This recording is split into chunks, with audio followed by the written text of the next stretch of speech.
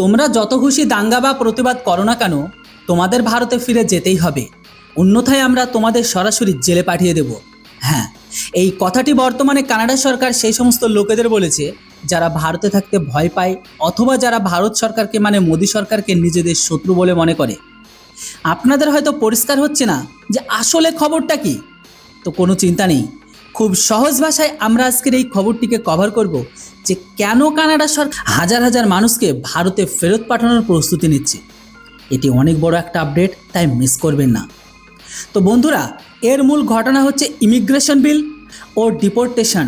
হ্যাঁ, এখানে কথা হচ্ছে কানাডায় বসবাসরত শিখ সম্প্রদায় ও তার একাংশকে নিয়ে।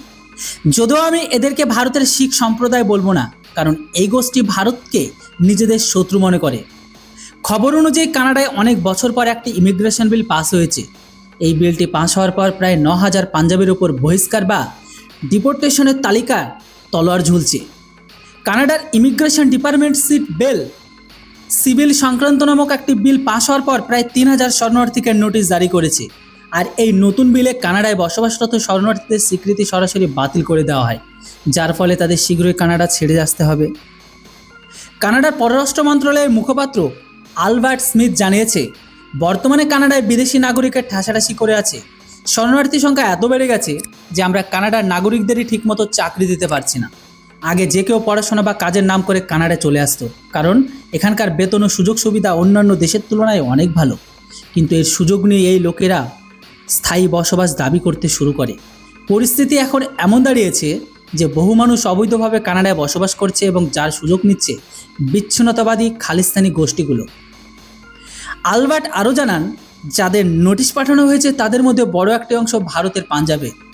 এই যুবকরা যখন কাজ পায় না তখন তারা পার্ট টাইম হিসাবে খালিস্তানি আন্দোলনে যোগ দেয় এবং দাঙ্গা ছড়ায়।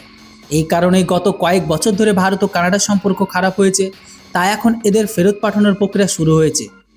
এবার আপনাদের বলে দিই যে নোটিশে কি বলা হয়েছে। তো দেখুন, যাদের ওয়ার্ক পারমিট শেষ হয়ে গেছে এবং যারা শরণার্থী হিসাবে আছে তাদের নোটিশে বলা হয়েছে যে আগামী 1 বছরের মধ্যে নিজেদের যোগ্যতার প্রমাণ দিতে হবে, নতুবা ডিপোর্টেশনের জন্য প্রস্তুত থাকতে হবে।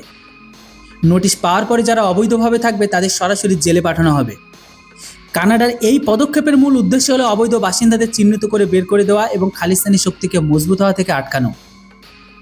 লক্ষণীয় বিষয় হলো কানাডায় বর্তমানে পাঞ্জাবের অনেক মানুষ শরণার্থী হিসাবে থেকে দাবি করে যে ভারত তাদের কোনো সম্মান নেই, তাদের উপর অত্যাচার করা হয়।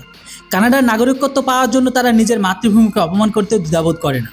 এখন আপনারাই বলুন, যখন এদের কানাডা থেকে বের করে দেওয়া হবে তখন কি এই খালিস্তানি সমর্থকদের পুনরায় ভারতে ঢুকতে দেওয়া উচিত? কমেন্ট করে আপনাদের মূল্যবান মতামত অবশ্যই লিখে জানান। Thanks for watching. জয় হিন্দ, বন্দে মাতরম।